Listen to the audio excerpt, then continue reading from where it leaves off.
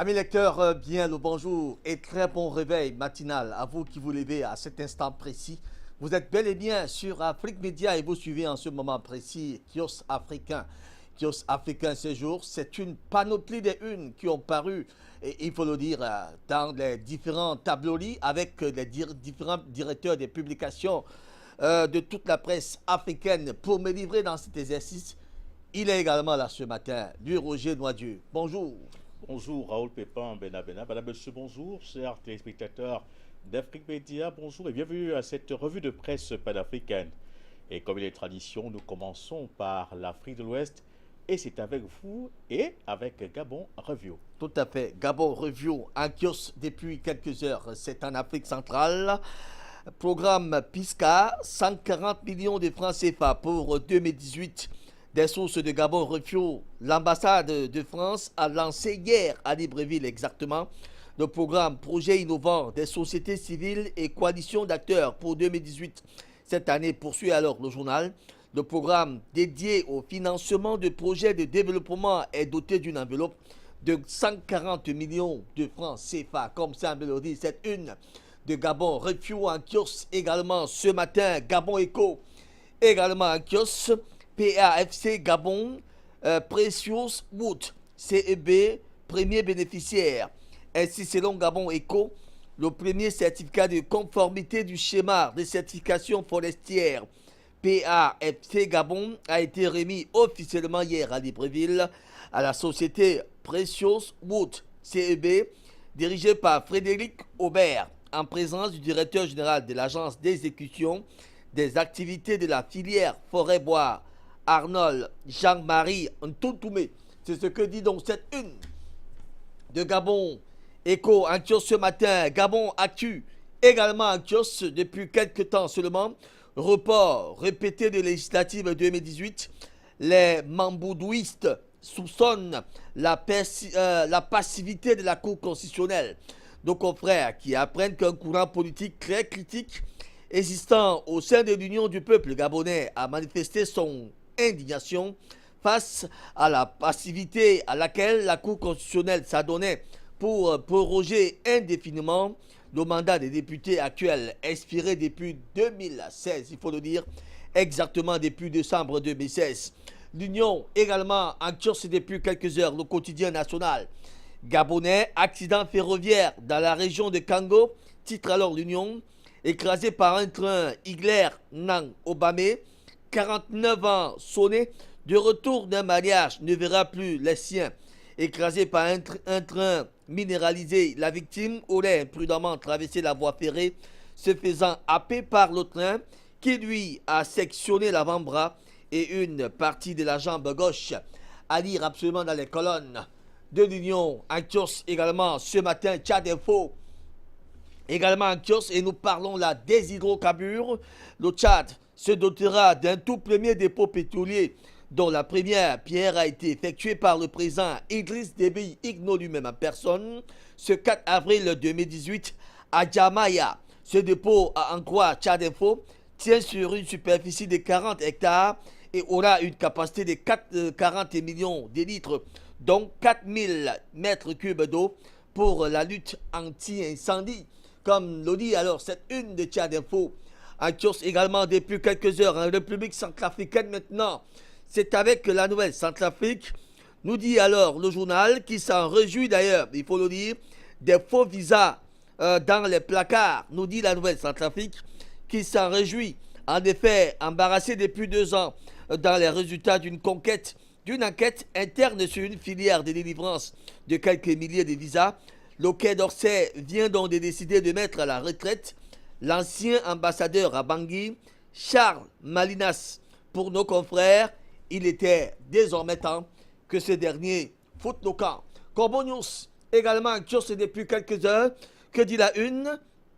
Centrafrique, on y est toujours. Grève générale des auxiliaires de la police. Le premier ministre Sarandji insulte et crée la panique. Ces gens sont descendus dans les rues de Bangui pour manifester leur colère pour n'avoir pas été intégrés dans la fonction publique depuis plus de 10 ans pour la plupart. Un geste que le Premier ministre n'a pas digéré. Il a fait d'ailleurs savoir lors d'une audience qui leur a été accordé quelques heures plus tard. À lire absolument dans les colonnes de Corbeau News, la prospérité en République démocratique du Congo, également en kiosque depuis quelques heures. À la une de ce journal donc, les avocats de Moïse Katumbi plaident pour un procès équitable. Le candidat déclaré à la présidentielle de 2018 est dans les démêlés judiciaires sur 2 dossiers au moins. L'affaire du recrutement des mercenaires et celle de la spoliation d'un immeuble Lubumbashi. C'est ce que semble dire cette une. En kiosque également depuis quelques temps, les dépêches de Brazzaville. Nous sommes là au Congo-Brazzaville. Migration, près de 600 réfugiés centrafricains, candidats au retour volontaire.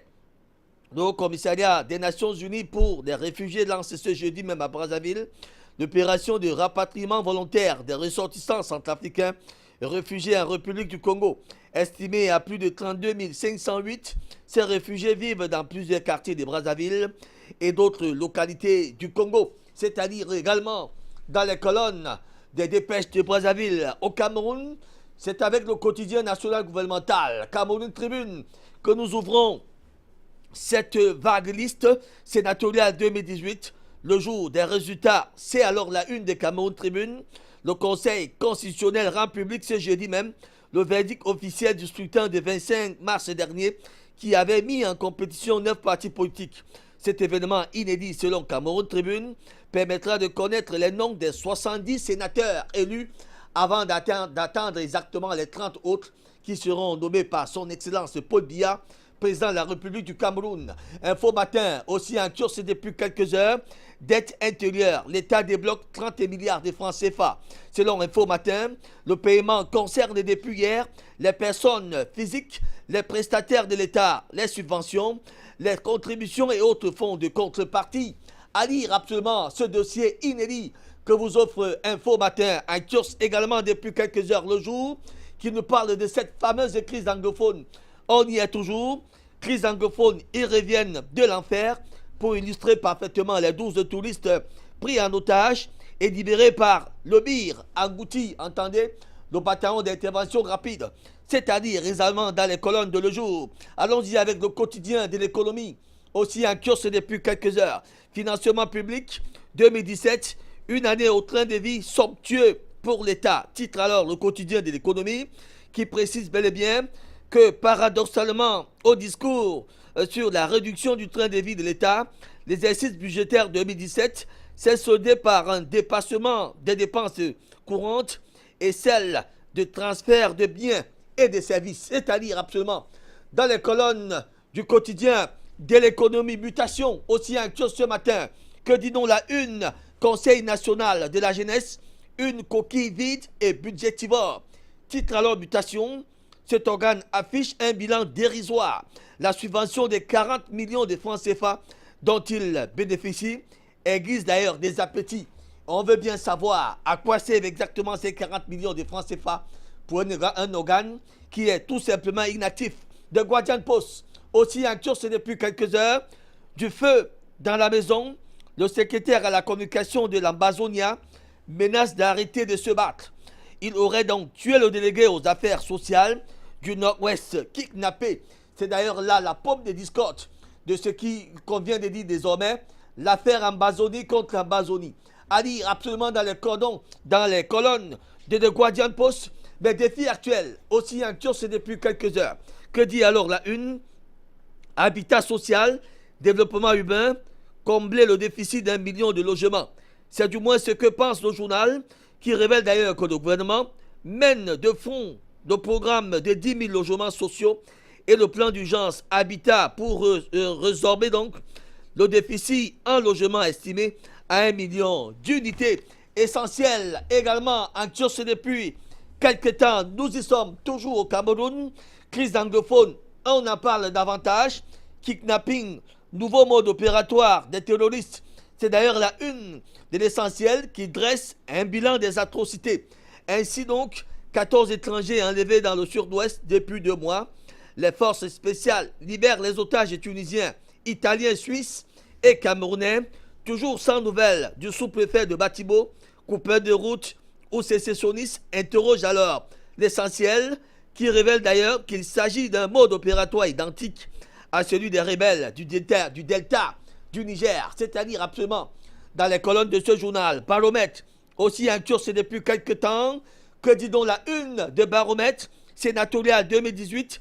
Comment le Rassemblement démocratique du peuple camerounais a roulé ses alliés. Avec 63 sénateurs élus sur 70, le RDPC au pouvoir n'a rien laissé pour ses courtisans de l'ANDP, UNDP, FSNC et d'autres d'ailleurs. Le parti au pouvoir n'a pas donné des consignes de vote pour ses partenaires, parallèlement à la dernière édition où le parti au pouvoir avait laissé le champ au Social Democratic Front. C'est-à-dire absolument dans les colonnes de Baromètre, on y va avec Camer Info. Aussi en curse ce matin, la France demande la tête de Mebengo à Paul Biya. C'est ce qui semble d'ailleurs être la première titraille de Camer Info. Violation de la confidentialité. Le Premier ministre lance le cerveau, lave dans le cerveau de ses ministres. Une ménagère de 53 ans accuse la fille d'un ex-ministre de pratique de sorcellerie. Et nous allons sortir. Le journal indique d'ailleurs comment à Tanganakuna, Efrem Inoni et Mendozé ont célébré la Pâque à Konengi au rythme d'Asimba. Vous le savez très souvent. Alors on y continue. Et pour sortir, c'est avec l'anecdote que nous y allons maintenant pour sortir de cette crise anglophone. Le bloc sécessionniste vole en éclats, nous dit alors notre hebdomadaire l'anecdote. L'assassinat du délégué régional des affaires sociales pour le Nord-Ouest au centre de la division.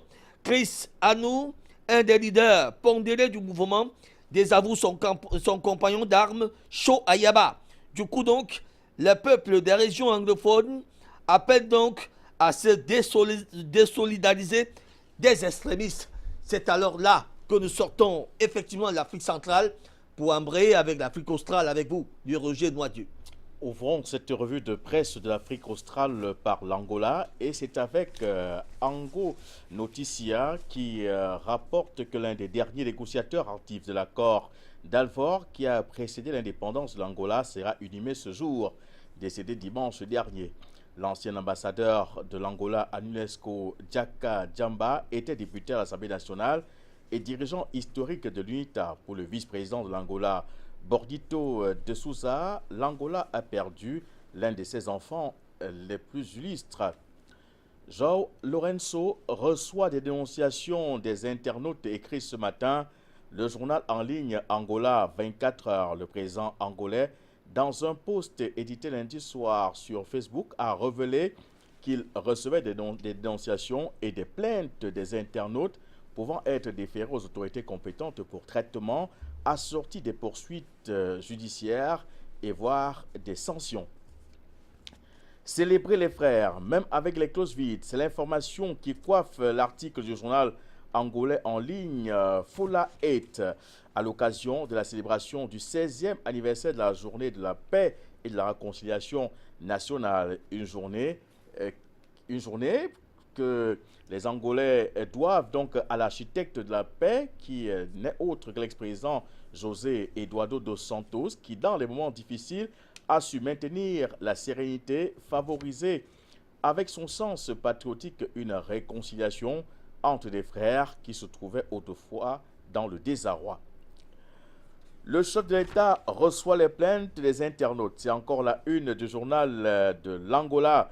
Le journal écrit ce matin que le président João Lourenço a révélé qu'il recevait des dénonciations, des plaintes des citoyens pouvant être déférés aux autorités administratives compétentes pour un traitement assorti de poursuites judiciaires et voire des sanctions. Mais la principale information à lire à la première page de ce journal de l'Angola, c'est donc cet accord de paix historique qui a été signé le 4 avril 2002 entre les généraux Armando da Cruz Neto, les forces armées angolaises, et Abro Mwengo Camotero de l'UNITA à Luanda. Et le journal de titrer « Et c'est ainsi que la paix fut construite ». Il est toujours question de cet accord de paix historique du 4 avril 2002 à la une du journal angolais Au País avec le MLP là. Le parti au pouvoir qui réitère son engagement à rester ferme, cohérent dans la lutte pour satisfaire les aspirations les plus profondes du peuple angolais. On peut également lire à la une du journal Le Pays que 26 des 29 personnes accusées de crimes économiques ont été condamnées par la Cour provinciale de Huila en Angola. Fermons les journaux en ligne et imprimés de l'Angola pour l'Afrique qui pleure, l'Afrique du Sud qui pleure encore Winnie Mandela décédé le lundi 2 avril 2018 à l'âge de 81 ans. On apprend donc dans les colonnes de Business Day, le tabloïd économique sud-africain, que dans une décision certaine d'envoyer des conséquences dans les discussions sur une nouvelle charte minière, la Haute Cour a jugé mercredi que les accords d'autonomisation n'avaient pas besoin d'être complétés une fois que la société avait atteint les 26% et que les entreprises ne pouvaient être pénalisées en dessous de ce pourcentage. On apprend dans les colonnes de Sowetan, l'un des tabloïds sud-africains, que les fonds de pension retraite ont disparu. Plus d'1 million de rand de fonds de prévoyance sociale dus au gradé de l'aéroport international Oliver Tambo, récemment licencié. L'image de MT System immédiatement voilée. Wallblad nous informe ce matin que certains étudiants avaient déjà demandé depuis longtemps que l'image du dernier président de l'ancien État libre d'Orange soit retirée avant la construction du bâtiment principal de l'université. Cap Argus fait large écho ce matin de l'histoire d'une Sud-Africaine noire qui a été donc agressée par un blanc dans un magasin. Des actes racistes que la police essaie d'examiner à travers la vidéo de surveillance du supermarché pour davantage qualifier les faits. C'est une histoire de vol qui barre la une journal sud-africain Daily Dispatch avec le patron du club de football du Cap Oriental, Rodney Machaya, qui croupit depuis 2 semaines derrière les barreaux pour un vol commis en 2009. Et le journal soulignait qu'il pourrait y rester plus pour les 5 prochaines années. Diamond Field Advisor, DIFA, nous informe ce matin que la bague en diamant, autant pour moi, évaluée à 1,5 million de rand volés lors d'une attaque brutale chez un homme d'affaires à Kimberley, a été donc retrouvée sur l'un des suspects. Chose curieuse. La suite de l'affaire, c'est donc à lire dans les colonnes de DIFA ce matin. Dans une caricature, le Financial Mail, le journal sud-africain, nous fait savoir que Stenoff, VBS Bank, Fidensia, Oakbay et bien d'autres établissements financiers sont de véritables chiens de garde avec des dents arrachées. La corruption frôle le Rubicon dans les écoles publiques en Afrique du Sud, titre ce matin Bild, le tabloïd sud-africain. C'est le constat qui se dégage d'un rapport commis par l'organe de surveillance de la corruption en Afrique du Sud. Ce sont les travaux de construction du centre commercial Concordia qui préoccupent ce matin Nisna Plate-Erat, un centre commercial qui pourrait donc générer beaucoup d'emplois dans les années à venir, stimuler l'économie locale et booster l'économie, surtout que ce centre commercial permettra aux populations de ne plus se déplacer et surtout de faire davantage d'économies. South Cap Forum fait large écho ce matin du calvaire d'une famille sud-africaine qui a donc tout perdu à cause de l'eau de pluie qui a inondé toute la maison en sortant, tenez-vous bien, l'eau qui venait du pot des toilettes. Donc cette eau qui a inondé toute la maison et voire les bœufs. Ce sont les avis d'infraction qui pourraient être transmis par voie électronique aux usagers qui barrent la une du tabloïd sud-africain des Citizens. L'amendement du projet de loi qui s'inscrit donc dans cette optique pour signifier à ceux qui refusent de payer les péages électroniques ne serait autre qu'une manœuvre lucrative destinée aux automobilistes, relève le journal ce matin. The New Age, et nous sommes toujours en Afrique du Sud, nous informe ce jeudi que William Blouane, le nouveau coordonnateur de l'équipe provinciale de l'ANC, est donc présenté pour rejoindre le cabinet du nouveau Premier ministre Sissi Tombela après son assermentation en tant que membre de la législature provinciale. La bonne nouvelle pour les automobilistes sud-africains se trouve ce matin à la une du journal de Witness.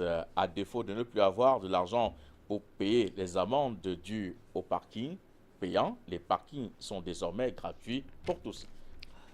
Et nous y allons tout de suite pour l'Afrique de l'Est. Et en Afrique de l'Est, nous ouvrons avec Iwaku, les voix du Burundi.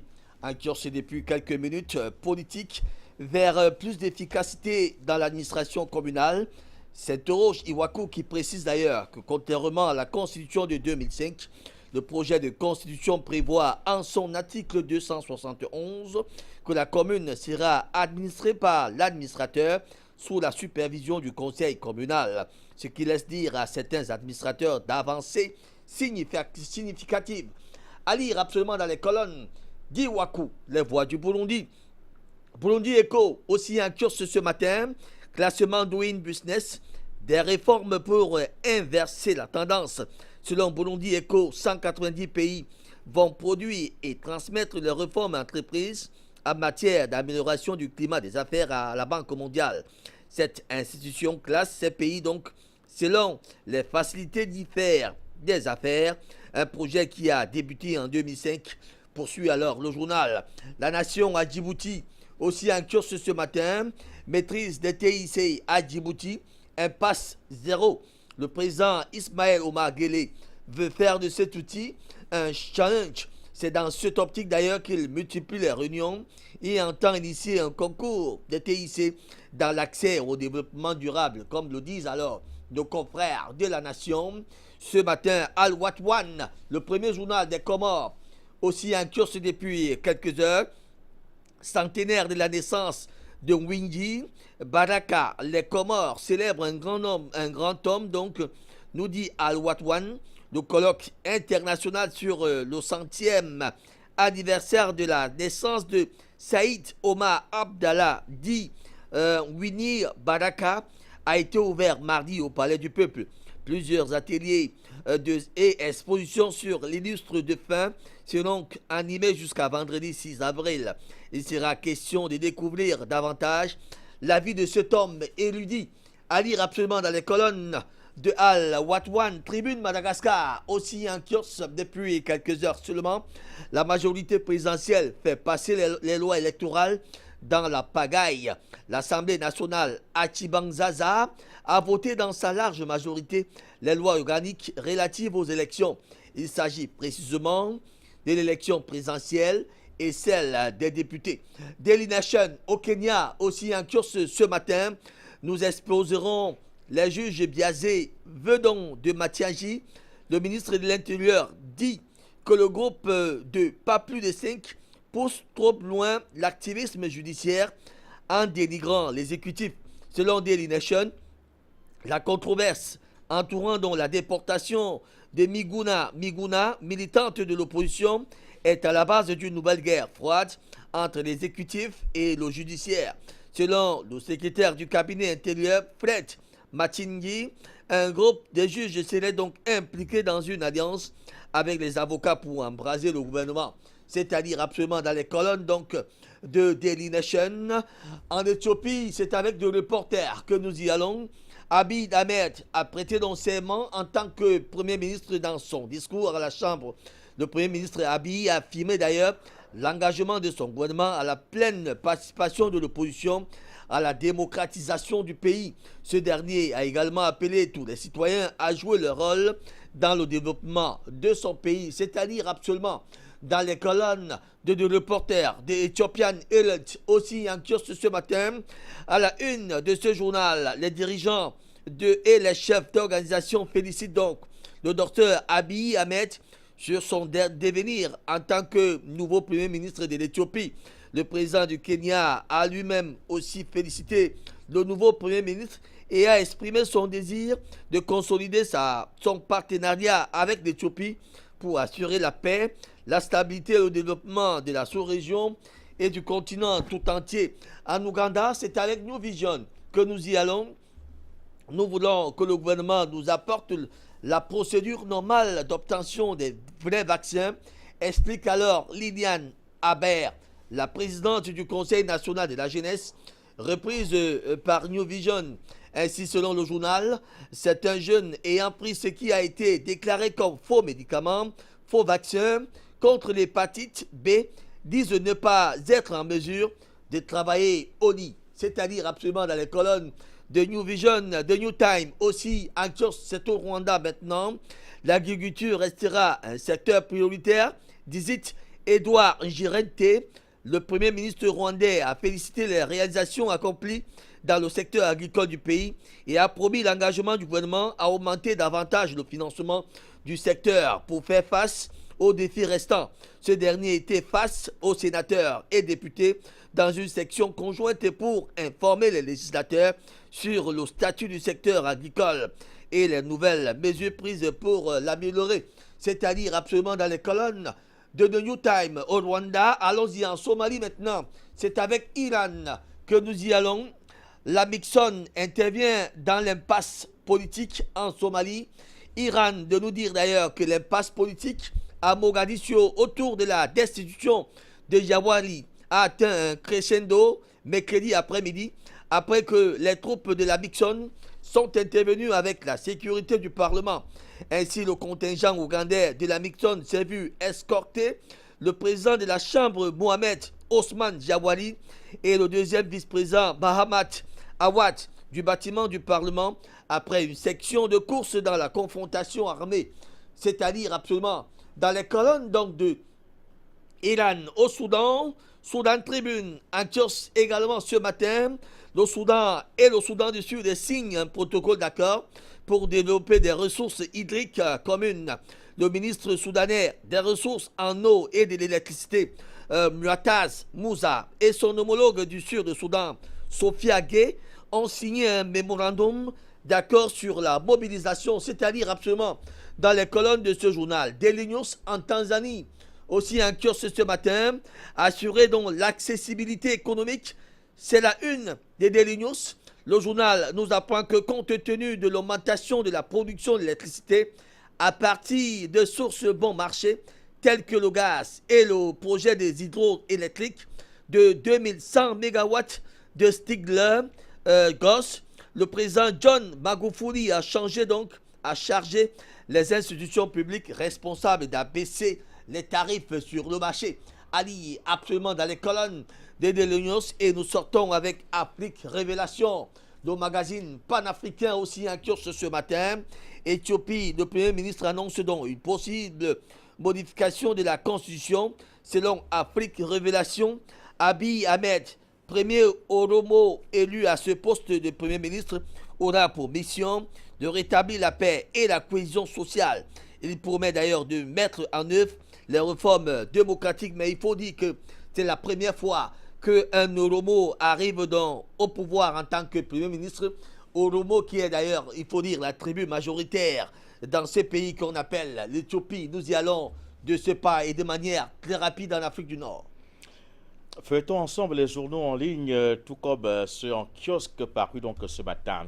Ouvrons avec la presse de Tunisie qui titre sur le débat qui a cours sur le code des collectivités locales et conclut vers la création d'un conseil supérieur, même si la commission des consensus suscite encore le débat. Toujours à la une de la presse de Tunisie ce matin, on aborde la dernière ligne droite s'agissant des élections municipales qui auront lieu le 6 mai. Et le journal de souligner que c'est un test grandeur nature pour les principales formations politiques en compétition. Le quotidien indépendant de Tunisie, Le Temps, fait large écho ce matin du déficit de transparence financier des partis politiques. Sur les 211 partis politiques qui existent en Tunisie, seuls 38 ont remis leur rapport à la Cour des comptes, relève le journal ce matin. On apprend toujours à la une du Temps d'Algérie que des box intelligents seront bientôt installés dans les collectivités territoriales et décentralisées pour faciliter le retrait des actes d'essence et des copies conforme sans devoir faire la queue devant les guichets des services municipaux.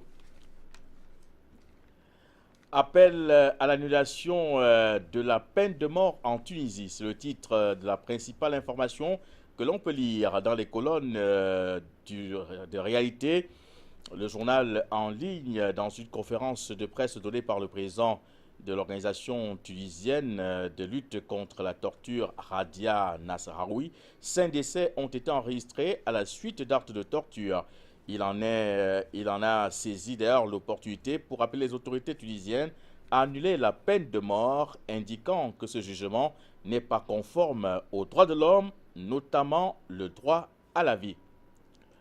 Refermons la presse tunisienne pour ouvrir la presse marocaine, et c'est avec Le Matin, le journal en ligne qui fait écho de la rencontre au sommet entre le ministre marocain des Affaires étrangères et de la coopération internationale, Nasser Bourita, et le secrétaire général de l'Organisation des Nations Unies, Antonio Guterres, au sujet du message de Sa Majesté le roi Mohamed VI portant sur le Sahara marocain.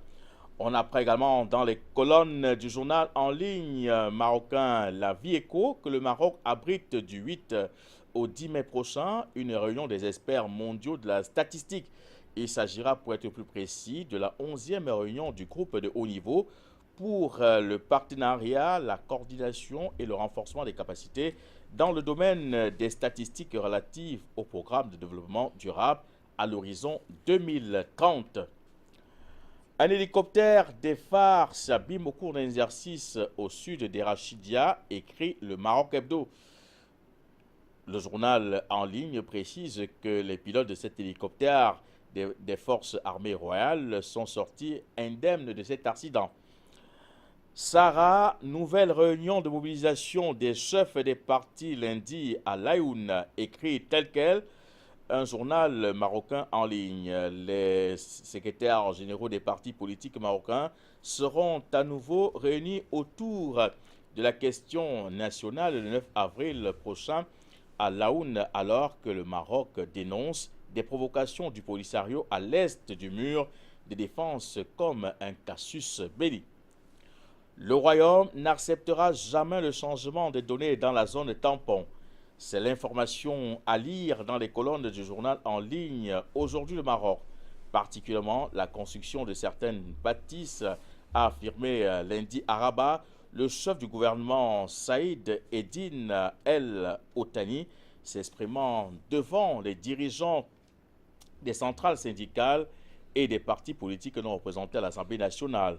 Le Maroc considère toute modification de cette zone tampon comme étant une agression à son encontre.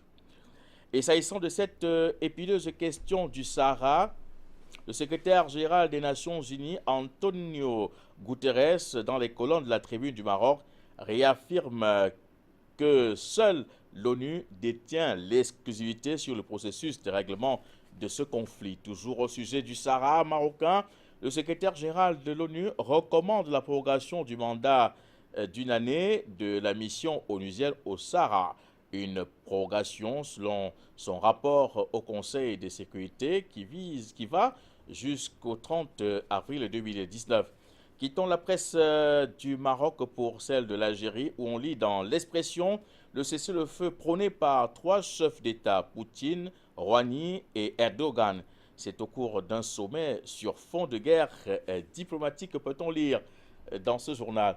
Le journal algérien écrit que le rapprochement turco-russe est devenu spectaculaire, aussi bien sur le plan économique que politique et militaire, comme en témoigne la relance du chantier du gazoduc turc Stream, qui doit donc permettre à la Russie de contourner l'Ukraine et la livraison à Ankara des systèmes de défense S-400 sur ordre de Poutine.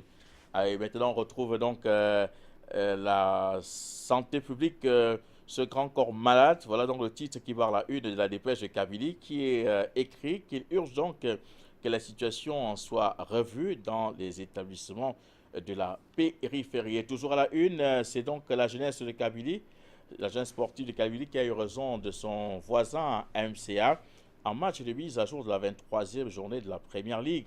Une victoire de tous les espoirs, relève le journal. Pour consolider le partenariat algéro-espagnol, de nouveaux mécanismes s'imposent, titre Le Temps d'Algérie. L'Espagne, troisième client et cinquième fournisseur de l'Algérie, regrette les mesures restrictives relatives à l'importation instaurées par les autorités algériennes pour faire face à la crise financière qui frappe de plein fouet le pays à cause, bien évidemment, de la chute des prix des hydrocarbures. Le président Abdulaziz Bouteflika renouvelle sa confiance à Ouyaya, titre ce matin le Jeune Indépendant, le journal en ligne d'Algérie. Le Premier ministre chef du gouvernement a été maintenu à son poste en dépit du réajustement du gouvernement qui a vu 4 ministres être démis de leurs fonctions. Et s'agissant de ce réajustement du gouvernement en Algérie, Liberté, un autre journal en ligne a choisi donc de mettre juste une croix sur les 4 ministres qui ont quitté le gouvernement. Le quotidien d'Oran propose ce matin un reportage exclusif en Arabie Saoudite et titre « Les Saoudiens, l'Iran, la crise et la femme ». Toujours à la une du quotidien d'Oran, le gouverneur de la Banque d'Algérie qui affirme que le renseignement financier n'est pas une prérogative des banques. Le Soir d'Algérie écrit donc ce matin que les résidents poursuivent leur mouvement de grève. Ils ont donc rejeté les propositions de la tutelle réunie hier en Assemblée générale. Ils ont rejeté quasi unanimement les propositions du ministre de la Santé, les qualifiant d'insuffisantes pour mettre un terme à la grève. Une grève qui peut en cacher une autre, c'est celle donc des 11 syndicats autonomes représentant divers secteurs d'activité en Algérie, la cherté de la vie, ainsi que les entraves syndicales, constituent donc les levains qui ont fait donc monter la tension. Le Jour d'Algérie titre lui aussi ce jeudi sur le réajustement du gouvernement, en soulignant que ce mouvement longtemps avait été toujours précédé par des folles rumeurs et des spéculations, et que cette information est donc venue mettre un terme à cette flambée des pronostics fantaisistes. On apprend toujours à la une du journal d'Algérie que dans la perspective d'éviter une pénurie de certains produits importants, les autorités algériennes ont levé la suspension à l'importation d'une 50aine de produits. C'est tout pour cette actualité dense concernant évidemment l'Afrique du Nord. Vous suivez alors Kios Africain, c'est sur Afrique Média, la revue des Unes parue en Afrique ce jeudi 5 avril 2000 de l'an de grâce 2018. Allons-y en Afrique de l'Ouest maintenant. Nous ouvrons avec De Punch, c'est au Nigeria. Tenir donc l'allongement, nous dit donc De Punch. Boirie, réunion des gouverneurs de l'APC dans l'impasse. Selon le journal, le président Boirie et le congrès des gouverneurs réunis mardi dans la villa présidentielle n'ont pas pu s'entendre sur le mandat des membres du comité de travail national. C'est-à-dire absolument donc dans les colonnes de Punch. Allons-y avec The Guardian. Également en kiosque toujours au Nigeria. L'extension du bail d'APC se termine dans une impasse. Selon The Guardian, relayant d'ailleurs la même information que The Punch, le président Boirie, son vice-président et 22 gouverneurs du All Progressive Congress n'ont pu résoudre la controverse sur la prolongation du mandat de John Odigi Oyegun. C'est donc désormais l'impasse. Poursuit alors The Guardian au Libéria. C'est avec Daily Observer que nous y allons à la une de ce journal. Le rapport de, il faut le dire, de JW contraint donc la récusation du ministre de la Justice. Au fait, nos confrères précisent que Global Witness, dans son dernier rapport, avertit que le conflit d'intérêts au sein du ministère de la Justice pourrait compromettre l'examen de son rapport et souhaite d'ailleurs que le ministre de la Justice et le procureur général du Libéria se retirent de l'enquête. Délégué aussi en kiosque ce matin au Ghana maintenant. Au-delà de l'aide, ne sera donc pas facile ce pays, le Ghana. Le vice-président de ce pays a d'ailleurs déclaré que le gouvernement est conscient du fait que le programme d'aide au Ghana est difficile, mais ils sont résolus à le réaliser. L'objectif de la campagne est de réduire la dépendance vis-à-vis des aides étrangères et du soutien en Gambie. C'est avec des pointes que nous y allons. La commission Jeannette entend donc sur plus de révélations sur la propriété de Djamé. Les enquêteurs ont davantage présenté plus de propriétés acquises par l'ancien président Yaya Jammeh dans la région de la côte ouest et les districts de la région. Au Togo, c'est avec Togo Matin que nous y allons. Coopération après Abidjan, Fort Gnassingbé en visite à Accra. C'était hier. Selon Togo Matin, le président togolais serait donc en quête d'un nouveau souffle. Puis, aboutissant du programme 13 Hall avec l'OMCC, déjà l'on se demande en quoi il serait donc important dans ce pays qu'on appelle le Togo. Triangle des enjeux. Aussi en curse ce matin, onde de bloc, nous dit alors au triangle, évoquant le coup d'État manqué de septembre 2015 au Burkina Faso. Le journal parle d'autres détails autour de la mission en terre togolaise et comment la Côte d'Ivoire et le Togo ont soutenu les putschistes. C'est-à-dire absolument dans les colonnes de ce journal. Au Togo, toujours avec le combat du peuple qui également est en kiosque depuis quelques heures.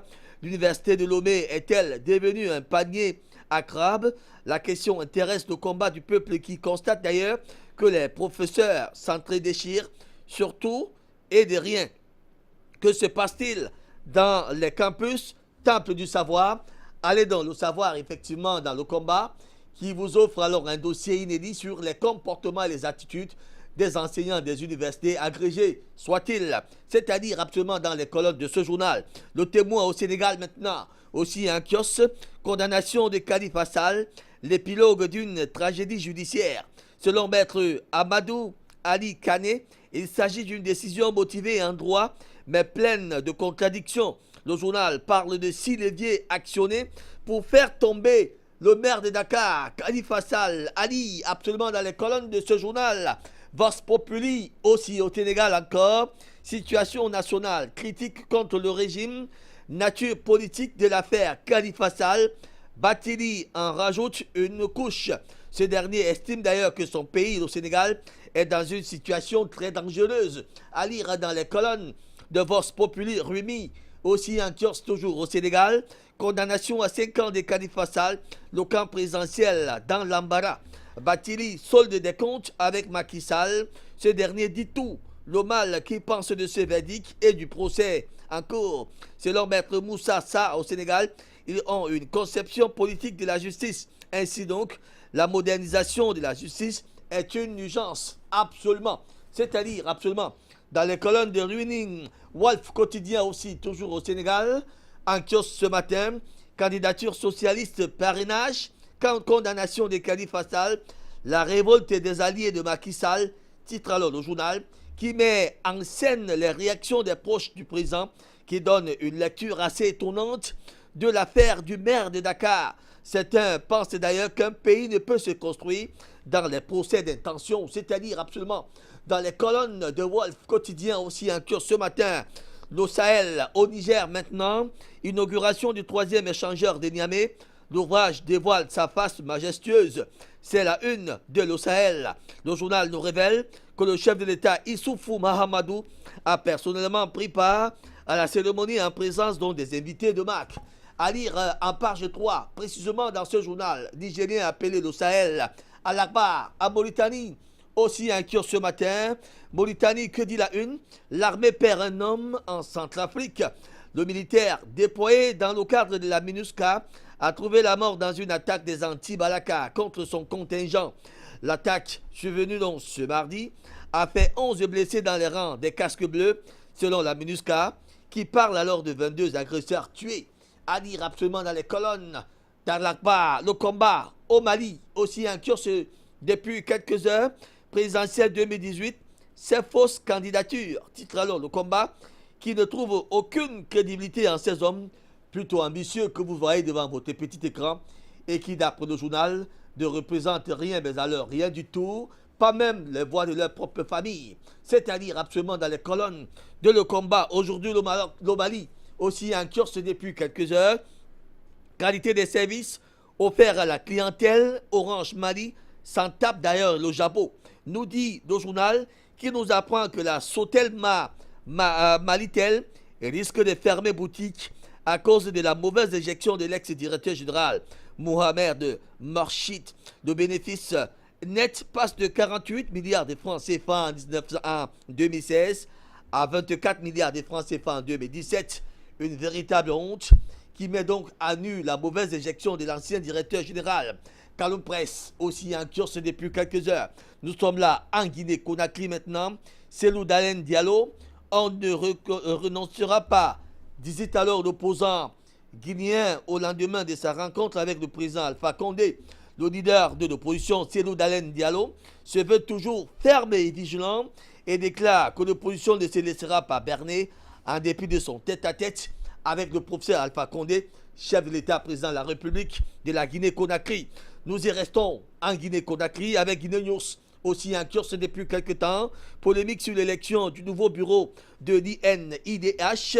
Le bâtonnier met dans le pied dans le plat. Ainsi, selon Guinée News, depuis la mise en place du nouveau bureau exécutif de l'Institut national indépendant des droits humains, des voix s'élèvent au sein de l'institution pour dénoncer des irrégularités. Des irrégularités donc dues, selon le bâtonnier, au vide juridique qu'il a d'ailleurs dû lui-même constater, c'est-à-dire actuellement dans les colonnes de Guinée News, le pays, au Burkina Faso, en kiosque également depuis quelques heures, polémique autour d'un cimetière offert donc à l'arrondissement 7 de Ouaga, quand Abdoul Ouedraogo vole dans les plumes du maire Armand Bewinde.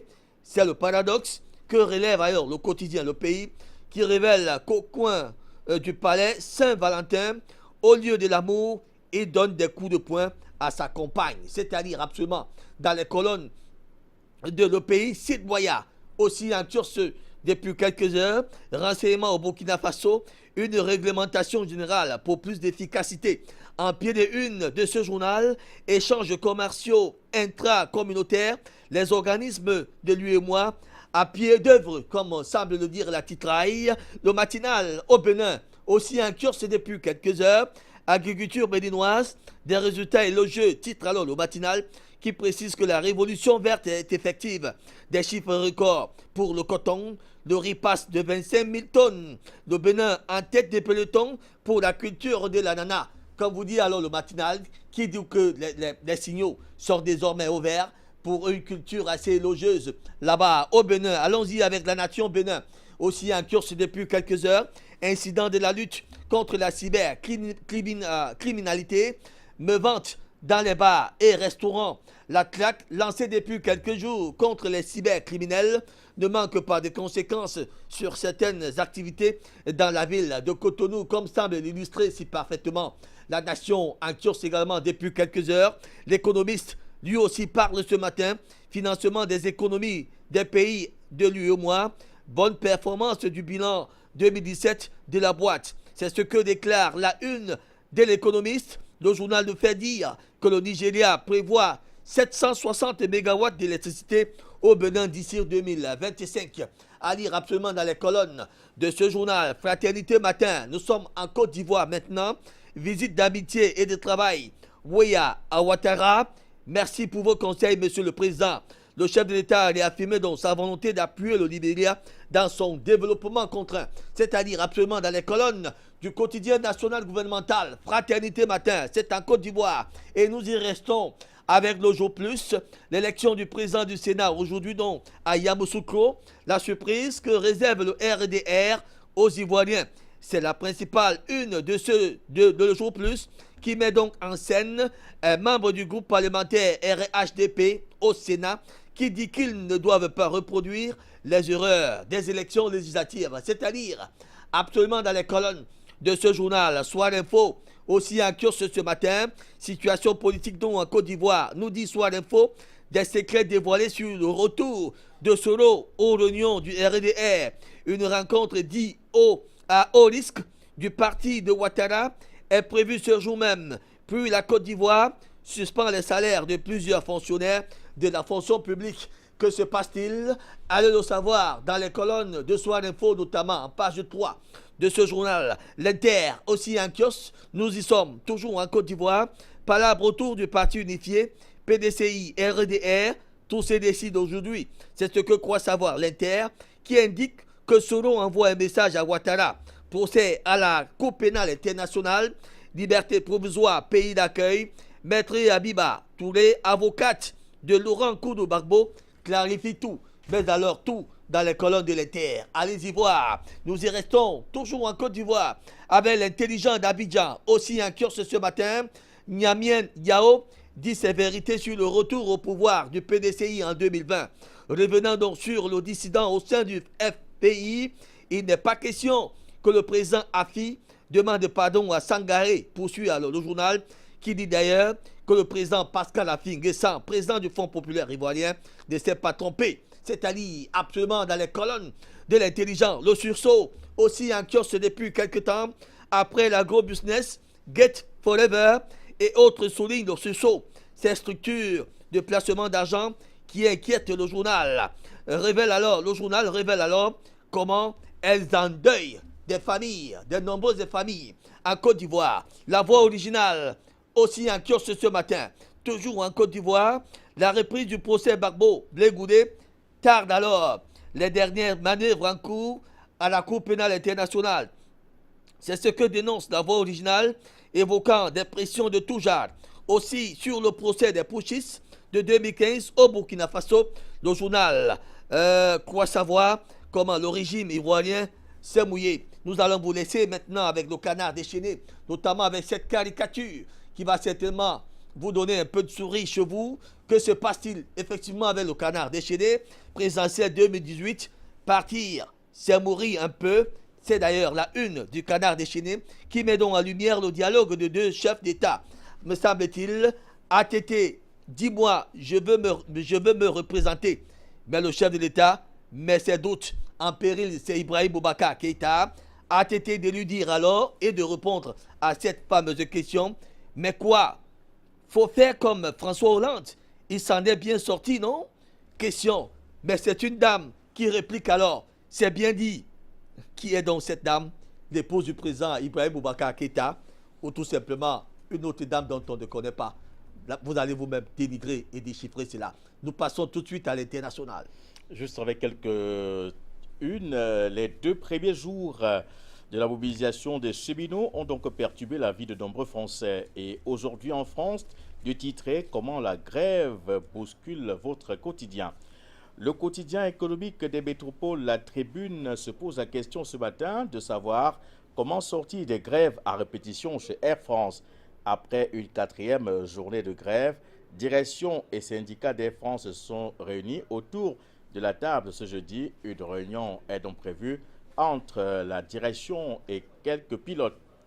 On apprend également à la une du Figaro, et nous sommes toujours en France, que le président Macron veut un tiers de parlementaires en moins. En dévoilant mercredi les grandes lignes de la réforme institutionnelle, Édouard Philippe, le Premier ministre, a voulu montrer que les chantiers du président Emmanuel Macron se poursuivent en dépit des grèves de la Société nationale des chemins de fer de France. On peut aussi lire à la une de Rouhani, à la une également que Rouhani, Erdogan et Poutine sont les nouveaux parrains de la Syrie. Créée pour l'ouverture du Mounda en 2006, la chapelle, œuvre emblématique de Wayne Dulwich, va donc être démantelée fin mai. Une décision contre laquelle s'insurge l'artiste qui brise le silence pour le quotidien du Luxembourg et le journal titré donc ce matin « Chapelle du Moudam, le créateur indigné par ce second massacre de l'Outil ». Voilà donc pour ce qui constitue l'essentiel de la presse internationale de ce matin. Alors, vous avez évoqué tout à l'heure cette grève, cette fameuse grève des cheminots qui a pris corps effectivement en France 2 jours sur 5. C'est là véritablement mal, c'est français.